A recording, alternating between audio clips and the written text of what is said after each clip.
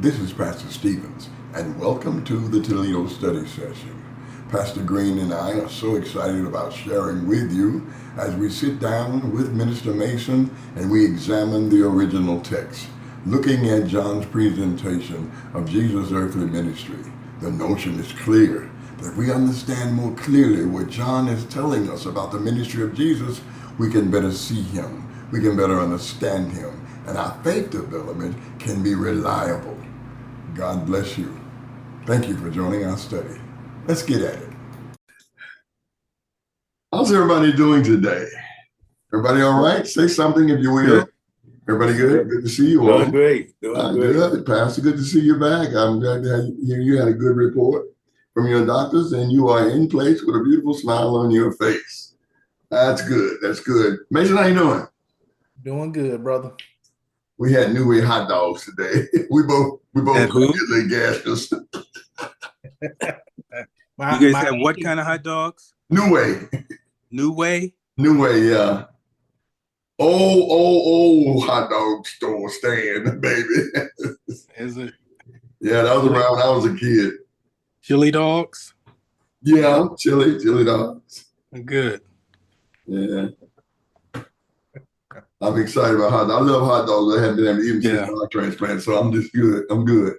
Guys, we are narrowing in on the final piece of John's record. I had hoped to storm you through the encounter with Jesus and Peter and then the encounter with John, but I got preoccupied along the way.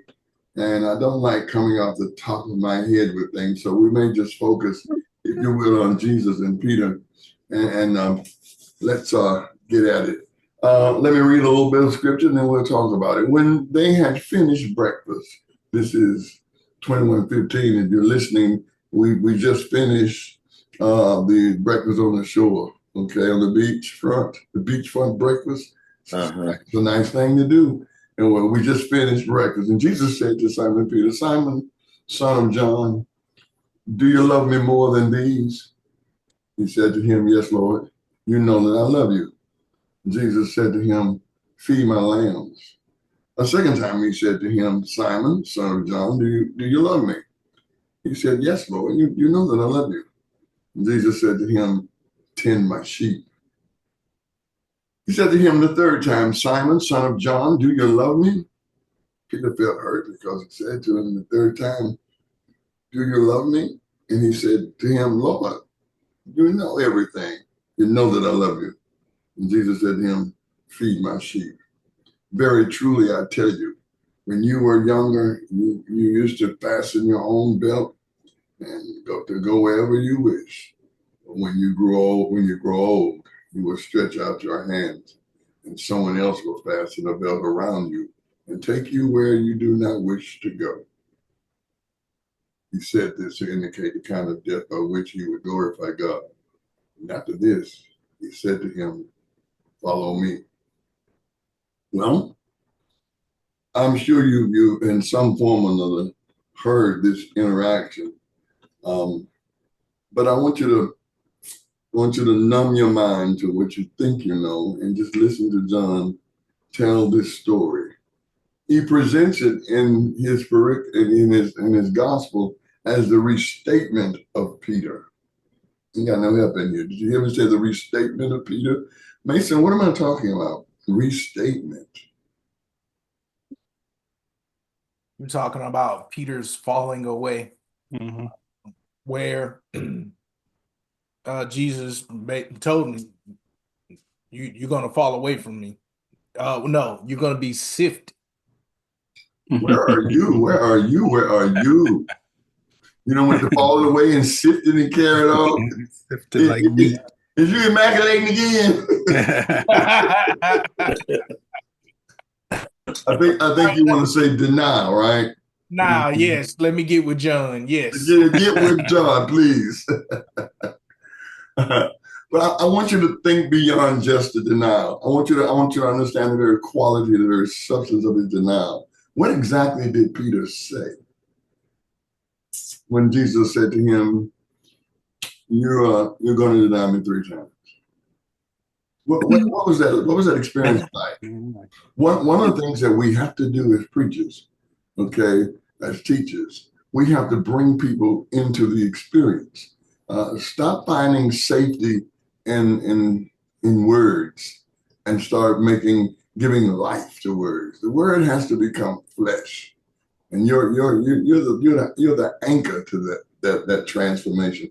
So this is a story. This is. Do you know that story? Do you understand the emotions and the feelings that were involved in this whole statement? While John is claiming Peter had to experience a reinstatement. What's the weight of this thing? How do you carry the story? How do you tell the story? See, now a good student will be looking for that pericope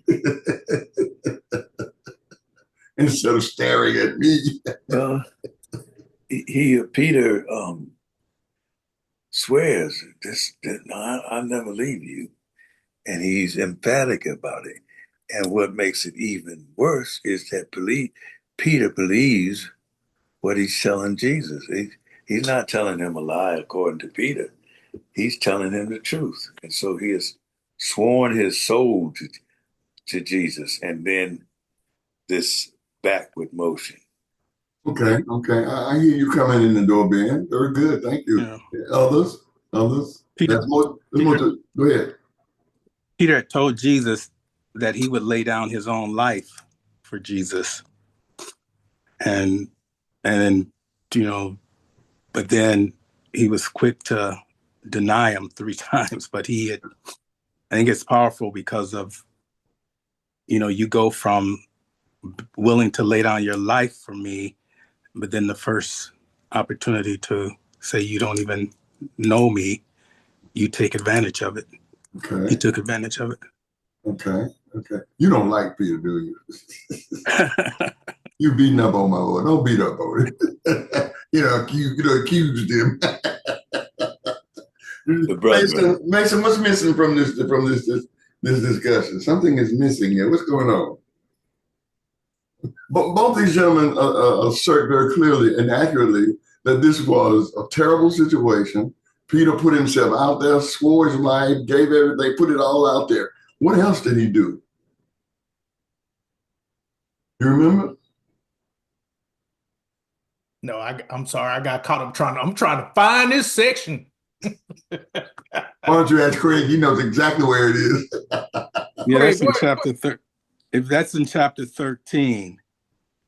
Why don't somebody read it out loud since we're all searching? Be a blessing. Go to chapter 13, Mason, start at verse 36. You said it like you want me to read. You can read, can't you?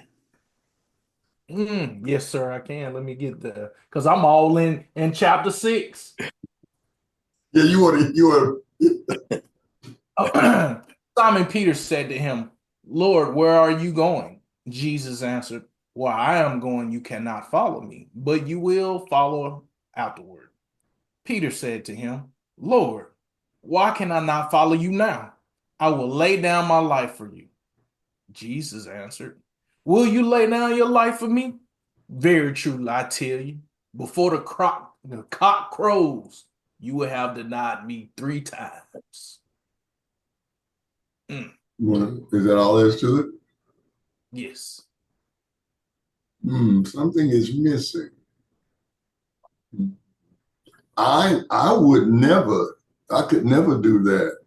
They might, but I never will. Where is that? Yes. Did he not assert that? Yeah, he did. I remember that. And then we gotta find that, but put a pin there. But that's the issue. Okay. Not only did he step forward, as Ben said, and Craig, and put his solemn vow, give their life to you. But he also commented there was no way he could not fathom in his mind that he could do something like deny Jesus. These guys might do, but not me. So that gave some issue of conflict with the other boys because they were like, wait a minute, what is he saying? What is he? What's going on with this? You know, why is he? So he kind of villainized everybody. He just kind of went. Peter just kind of lost it a little bit because the accusation was so great, was too great for him. The idea that he would do something that would not be in agreement with the ministry of Jesus. That might be their problem, but it certainly won't be mine. Okay, so you got to bring him back, and you got to put him back in place. You got to recommit him. You got to reestablish him after the resurrection. Okay, so this particular appearance narrative is just about that. The chief reason for the narrative is to let Peter know that the Lord still loved him and had not cast him out. All right, but like all the other appearance narratives, it was to assert the return, to establish the risen lordship and his basic purpose, the disciples' basic purpose. Now that he's back and he's getting in a little while, you'll see me, and I got to go. Okay, so those three elements are at work here. But the chief element you want to look at is what harm he did to the other 12, to the other 11, and his assertion that he made about himself, which floundered long, as Craig said before, cat could wink his eye. At first option, he was done. Okay, but the notion of him falling away, of the 12 falling away, becomes very much a part of. That might be in Mark. That might be the Markan text where that statement is made. I'm not sure because I'm teaching Mark, so I may be overlapping. But the whole notion of the cry of God forsakenness that we hear among the synoptic writers, why have thou forsaken me, all plays into this notion of everybody deserting and abandoning Jesus at the very last moment. And all of the writers carry it over that very thing. They'll all fall away. Nobody is going to be where they need to be. And Jesus said, but don't worry about it because I'm not alone. Okay. Peter's three denials kind of paralleled in this particular piece with the three questions. Isn't that ironic? The disciples were no doubt aware of Peter's denial of Jesus and the commission that Jesus renewed with him in their presence would kind of reassure them of Peter's place among them. You know, because Peter kind of spoke kind of rough over the whole charge of denial. So they're hearing this conversation. The wording of the first question, do you truly love me more than these? Is what keys us into what Peter said and what's carrying the first question. Do you truly love me more than these? In other words, you said you did. Do you?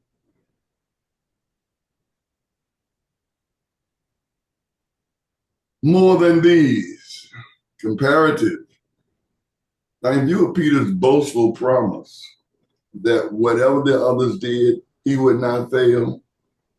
I got to find that. I want to make sure y'all find that. The former alternative seems this idea of him repeating the statement that Peter made in the question. Do you love me more than these? This is almost an indictment to Peter, bring it right to me. Okay? By the way, that's Mark chapter 14, verse 30, verse 29. 29. Okay, yeah. Thank you. Okay. Yes, thank you.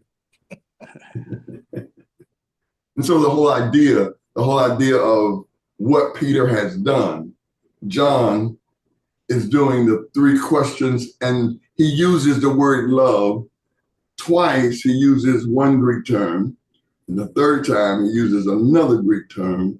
And when Peter answers, he uses the same term. Okay, now this is the kind of in the Greek. I mean, this is the kind of understanding and exegesis that helps us to see the picture more clearly. The word love is heavily debated, and the first two, the two different terms are agapeo,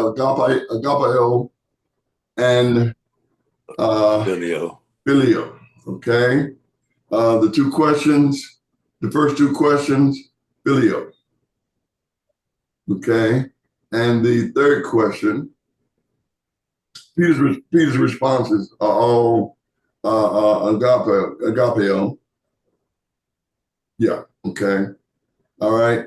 Some say it's the same word, but not really. It's not the word; it's the context in which Jesus is the tone, is the attitude that Jesus moved with. Okay.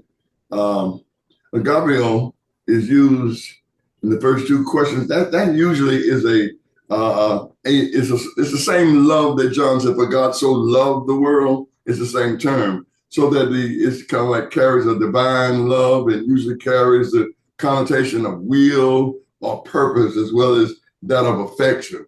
So the first time, "Do you love me more than these?" is about that level of affection, because there was no doubt in Jesus' mind that Peter was attached to him. Okay, he exposed that first.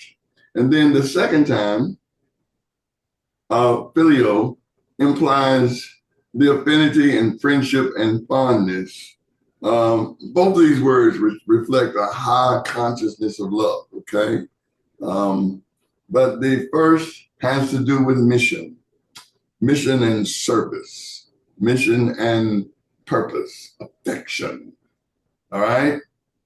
Both are used of God and men, so it's the two terms are not separate, but it is the way that Jesus is using them that kind of pushes Peter, because by the time he's asking the third time, Peter's pretty frustrated.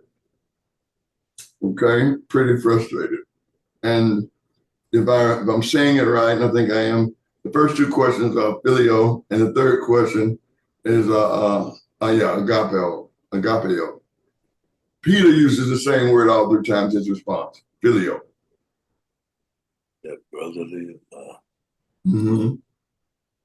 It's just a sense of affection, affinity, friendship, fondness. I'm attached to you. You know I love you. What do you mean, do I love you? What do you mean? Peter is being very superficial and Jesus is being very deep. He's calling for something greater than what Peter is offering. So he's challenging Peter on a whole nother level with the combination of the terms and then the context in which he uses the terms. Okay. You follow? It's his emphasis that makes a difference in the word. The two words are basically coming from the same vernacular, same quality, but they have a different focus. But it's the way that Jesus emphasizes what he's asking. There was very little doubt concerning Peter's attachment to Jesus. But what Jesus was concerned about was his love at all costs. And the change of terms in the third question makes the probing of Peter even deeper. Okay, you love me.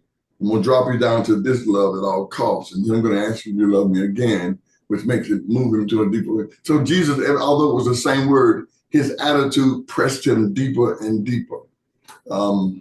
When Peter writes, he talks about a deep, abiding affection, one for the other. He talks about that. That's what we should have in the body of Christ. And the idea is here. This is what he learned. Okay, a deep, abiding love, one for the other. And that's what Jesus was basically teaching him. That's what he was saying to him by the probative value, the question, do you love me? Okay, and then do you change the form, truly love me in the New Revised Standard? Do you truly love me? Do you love me? Do you truly love me?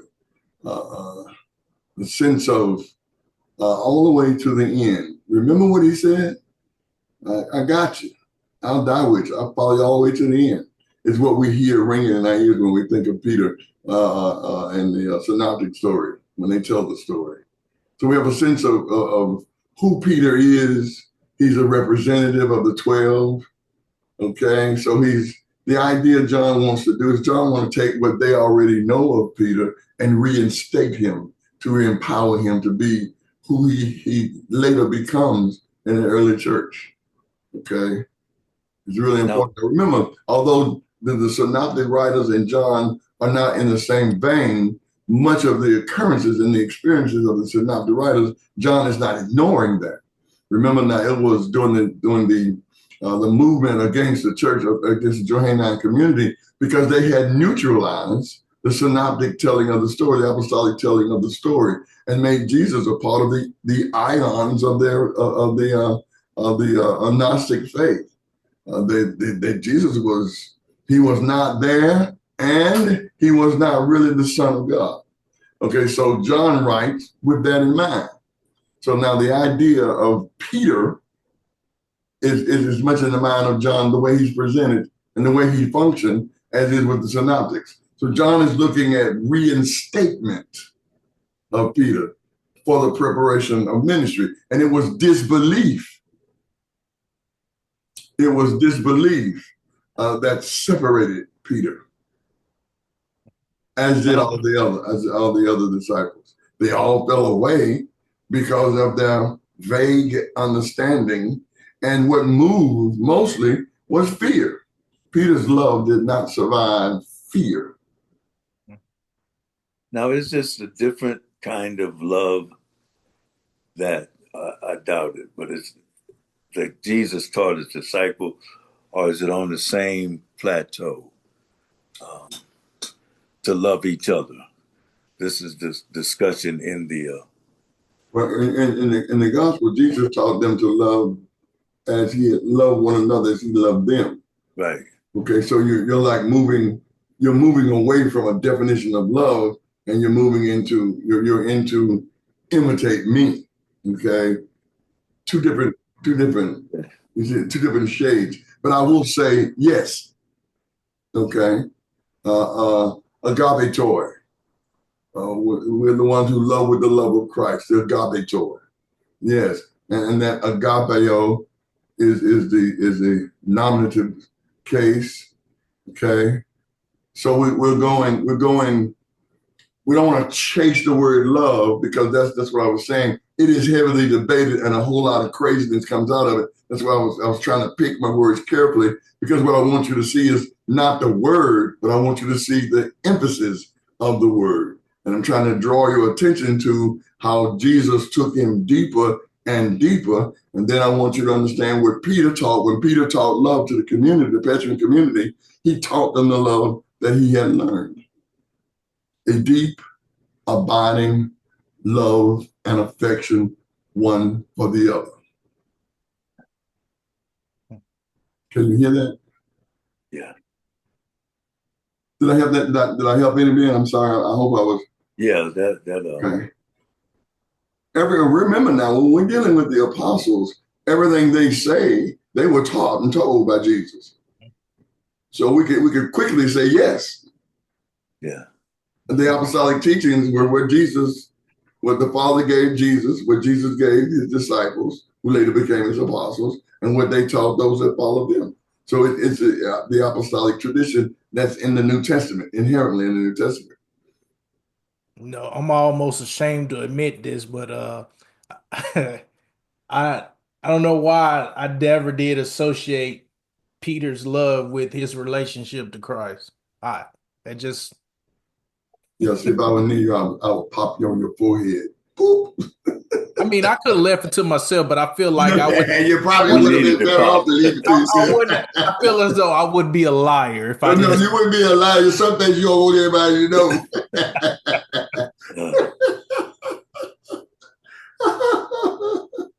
know. Like immaculating. Bingo. But I want you to make sure you understand the emphasis, and I want you to get a feel for what was going on between Peter and Jesus. It was a reconstruction. He was bringing him back and equipping him to what every reappearance narrative is: purpose, establishing profound belief, and now showing him this is how you love. Now it's interesting.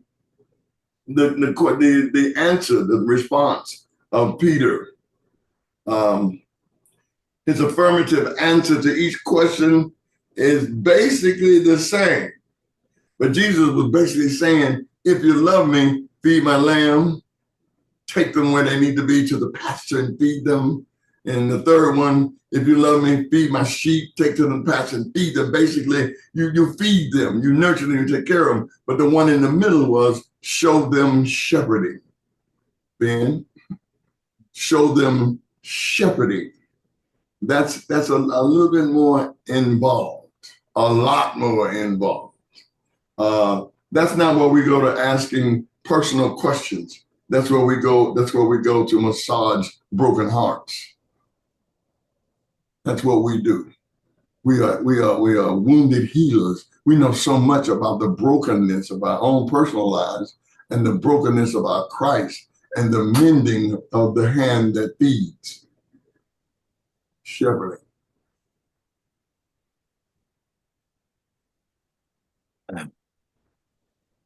The first verb, know, in the Greek implies intellectual knowledge of a fact. Like, you know I love you. Wait a minute, the facts, them facts. The second use of the word know was gnosko, which is experiential knowledge, a knowledge that is gained through personal experiences. So Peter's like saying, this me. What do you mean do I love you? This in you.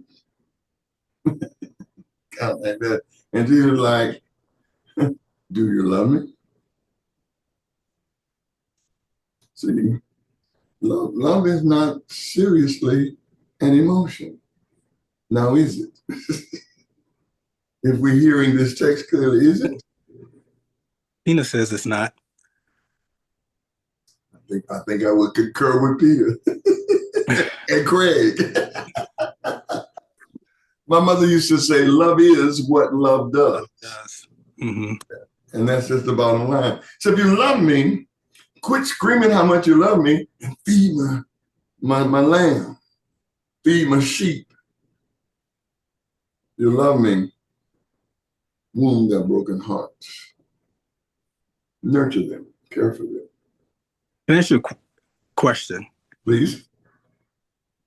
So you're saying if this is about, I don't know, do you say it's about kind of like restoration?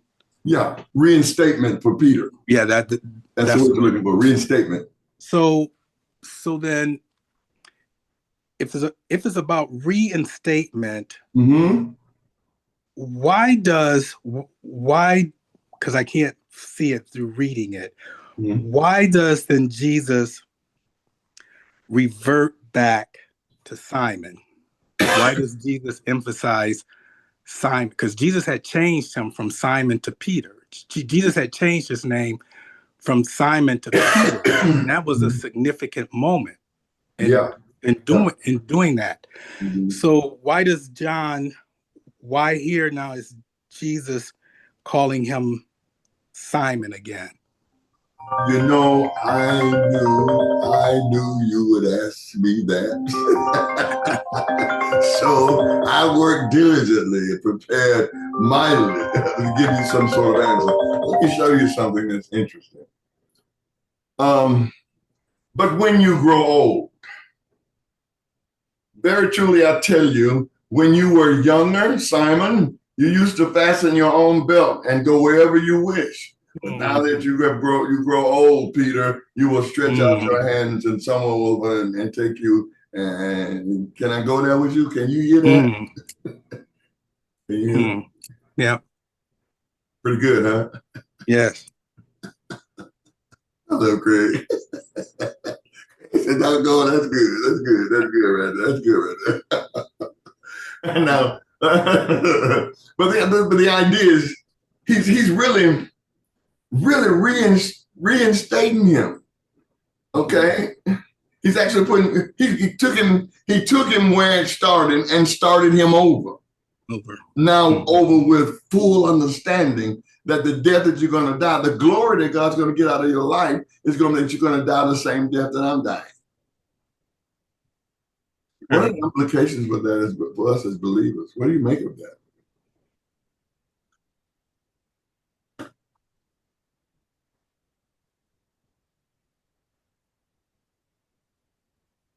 It's too quiet. Ben makes a noise. I'm gonna let these other boys give up their lives. I'm gonna hold on a little while longer. But I do I want to go back to this questioning. Okay, so you're not going to answer my questions, what you're not going to do. Well, evidently. Okay, well, then you hold your question. Okay, let me teach the class. Students, did I ask a question? Yes, you did. Well, let's get my answer then. Quit pontificating all over the screen. He immaculating this real. Get him. Well, I tell you that immaculated.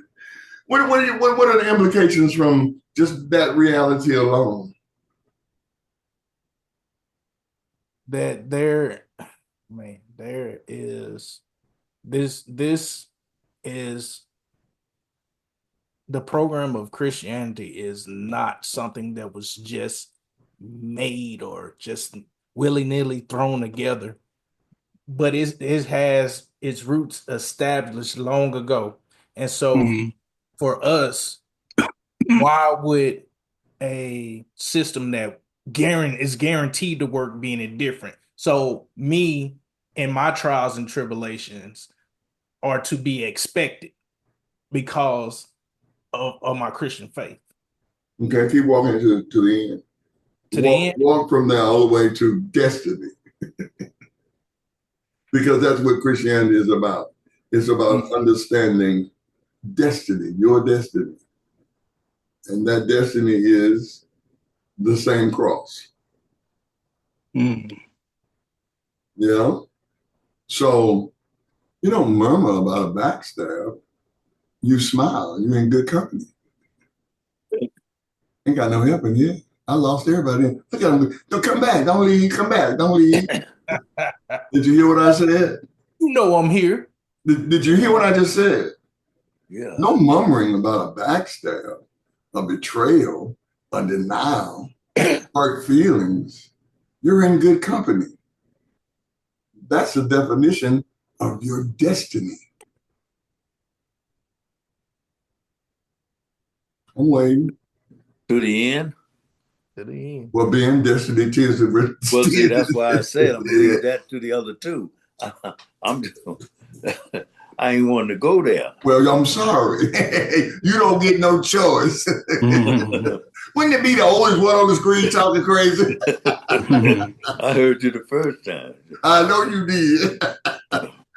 One of the things that we have to struggle with as leaders, and this is important, is that this is not, as it makes important, this is not some slam together. This is about destiny.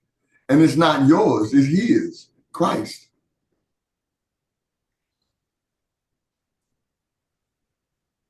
This child is just not understanding. Oh, I thought you was talking about writing that down. No. Did you hear what I'm saying to you? Yeah.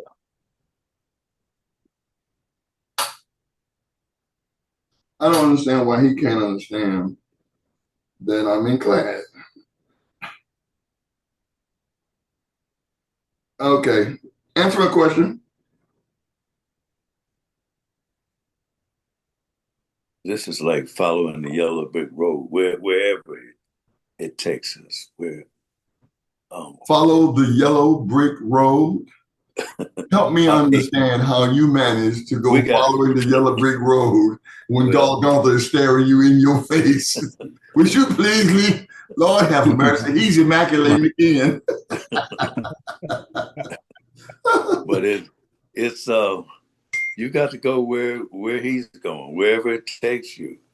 No, not wherever. You know where it's taking you. Yeah, well. With confidence, with certainty, fully persuaded, willfully. That's discipleship. Anything short of that, that's something you're doing. You mean your name ain't on the signboards of life yet? Dog, you must not be saying any of the gospel.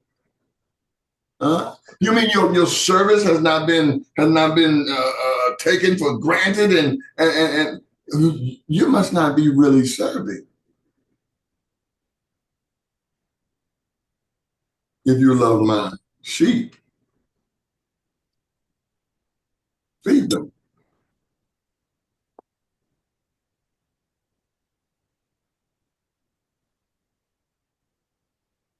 Shepherd them. If you really love them, shepherd them. If you truly love them, shepherd them. Peter had to walk away from it being about himself and his own defeat and his own failure, although he boasts heavily that he never would. That's what makes his service so intensely righteous. Mm. Are you with me, gentlemen? Mm-hmm. Don't talk about it. Yeah, yeah. So what we feel intensely about Jesus, we should also feel about caring for his sheep. No. The intensity of the violation of your service is measured in the intensity of your feeding the sheep. Okay. The deeper the knife in your back, the more you feed. Don't you remember what Paul was saying? They told him he wasn't an apostle. And Paul said, fine. Then don't treat me like you treat the rest. Me and Barnabas, just don't worry about it, okay? And he said, but I'm going to give you a full apostolic teaching. I'm going to treat you like you paying me, like you do the rest. Because this is my boast, and I can't let you take my boast. Oh yeah, when the foot gets stuck out and they trip you, you get up serving with more intensity. That's deep. If you love my people, if you love my sheep, you don't get to do the stiff arm. You know how they do. You got to feed them out the long hand spoon. Oh, that's something about your lack of intensity and your testimony of love for the Christ. We don't feed the sheep because we love the sheep. We feed the sheep because we love the Christ. I was going to ask you, yeah. I knew you were coming. I was waiting. I saw it in your eyes. This is one of them moments. Y'all better watch out. Where 2 or 3 doesn't gather. What you thinking? Talk to me. My question, and then you just kind of answered it right there, is that, could you look at this when Jesus is saying, feed my sheep, feed my lamb, tend my sheep, that is what he is preparing Peter for. But when he asked the question, do you love me, before he tells him to feed his sheep, because he wants Peter to understand that in feeding the sheep, the motivation has to be that you love me, and not that has to be the most important motivation. Yeah, that is the only motivation. The only motivation is that you love, because you love me. Now remember what the promise is. It is finished, the redemptive suffering, but I need you to finish the rest of the suffering until I get back in my name. So if I check your back and you ain't got at least 3 stab wounds, I'm going to think you ain't done nothing. You ain't even preaching the gospel. Ain't got no help here. Don't nobody want none of this right here. What you think? I'm having a ball. I'm having too much fun. Y'all better come get me. OBO 2121 Hallelujah Lane. Y'all better come get me. So what do you make of this? What do you make of this? What was going on with Peter and John? Because see, that's what's important. What was happening between Peter and Jesus was happening in front of the rest who fell away. All of them who are true disciples must be shepherds. So is that to suggest that this is just not a reinstatement of Peter? Yeah, his representative. They all fell away and left me alone. But I wasn't really alone. I was with my Father. Now I'm bringing you into where me and my Father hanging out. And since you love me, here's your instruction: feed my sheep. And that is a compelling reality from the pulpit, because we're so being pastors that we don't know how to be shepherds.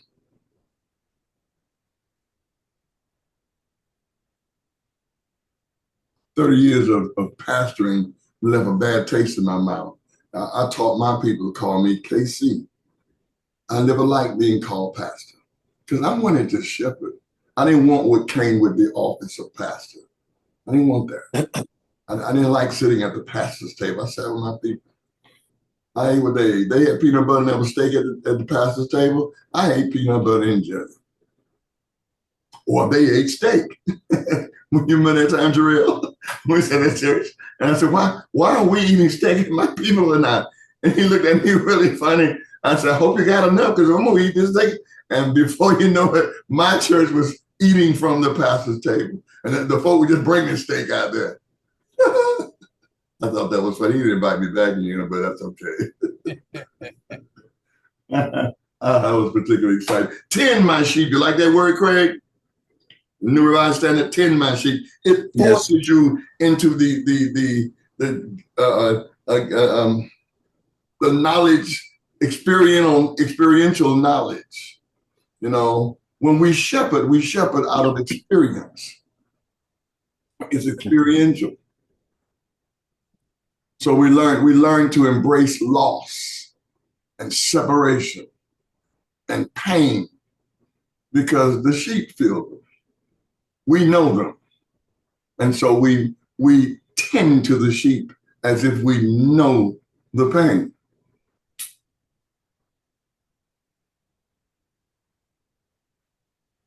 Is that too philosophical for you, gentlemen? No, why wouldn't the feeding be commensurate with the level of pain? Yeah. Yeah. We are wounded healers, as was our Christ. A man acquainted with grief. Yeah. Very much.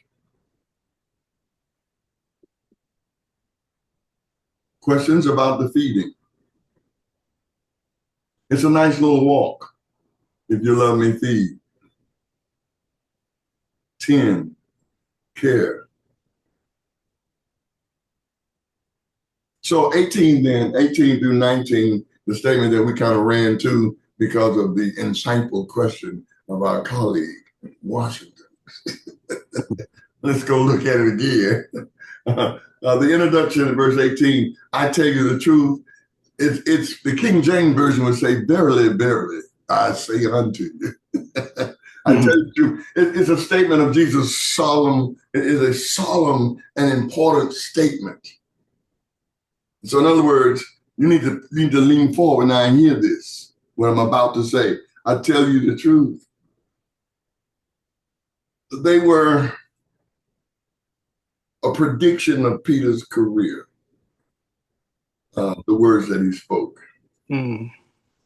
Enigmatic words. They were the prediction of Peter's career and his new responsibility, and most importantly, his new danger and his violent death.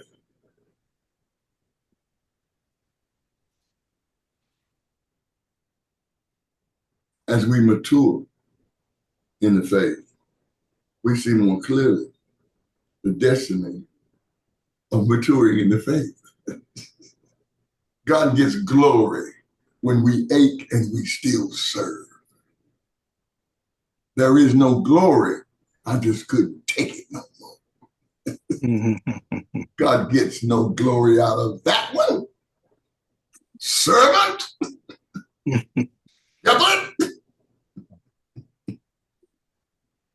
You don't get to quit because the cross is heavy. You just fall down with it. I ain't got no help here. Let me leave him alone. This is fun. This is fun. This is too much fun. Jesus placed Peter in the same category as himself. Okay, a life spent for God and ultimately sacrificed to glorify God. See, you don't get to the end and start worrying about your legacy. That's a good way to bust hell wide open. That'd be like Trump put his name on everything he look at.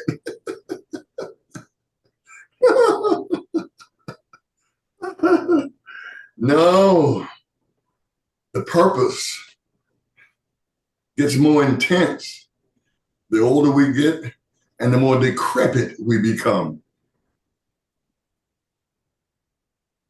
You need to explain that word. Toe up. this old building go to leaning and keep on leaning. I got another building. yeah, because this one you got is going on out. Decrepit. Yes. Question, Craig, you following? Yes. The follow me that sits at the foot of this text, it kind of anchors this text. The follow me is in the present imperative tense of the Greek verb, which literally means keep on following me.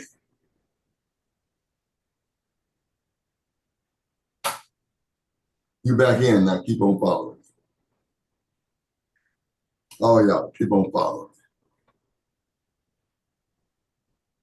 That becomes very important. Jesus basically showed Peter that if he were to fulfill his promise of loyalty, the one he made, he would have to follow him to his own cross.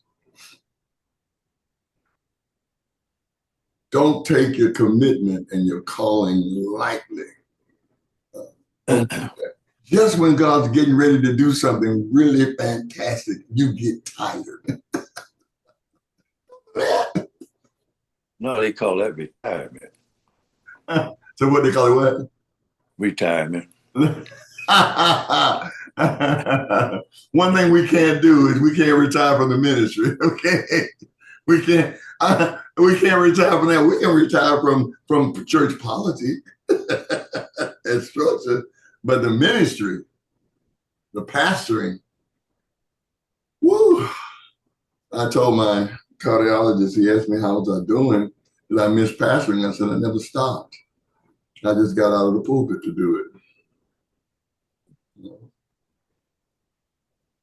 Kind of thing. I talk more about Jesus than I did when I was in the pulpit every Sunday. Quite fascinating. Quite fascinating. What do you make of the next piece here? I wanted to get into that. I think I'll just stop. We'll just stop and we'll come back and pick that up. Jesus and the beloved disciple. Peter turns and saw the disciple Jesus was following, John was following, and the next piece, the final piece of the chapter unfolds. So we'll pick it up there if you guys don't mind. I have got to do some work. this day, I don't know why Thursday wear me out, so I just don't know what it is. I just can't wake up on Thursdays, okay? So y'all be good. Those of you who are embracing this final walk, we are almost done with John's gospel, and we're so excited about understanding what happened after John's letter. What did the Johannine community, what did they encounter? How did they handle themselves? What happened? Did the Gnostics take over? Well, John didn't stop writing. Epistles 1, 2, and 3 will bless our hearts as we continue with the Johannine corpus. Follow us. There's much to be learned. Never know, we might end up on that island. God bless your hearts. Alrighty. Well, it seems our time has come and gone. It's been an exciting hour. Just remember now that if you are a part of the New Covenant Church, all you need is a link to the YouTube channel, my YouTube channel, Healing Hands Ministries, and you can find this playlist available to you. We trust that we've been a help to you. We're looking forward to sharing with you again on next Thursday. God bless your hearts. We'll see you then.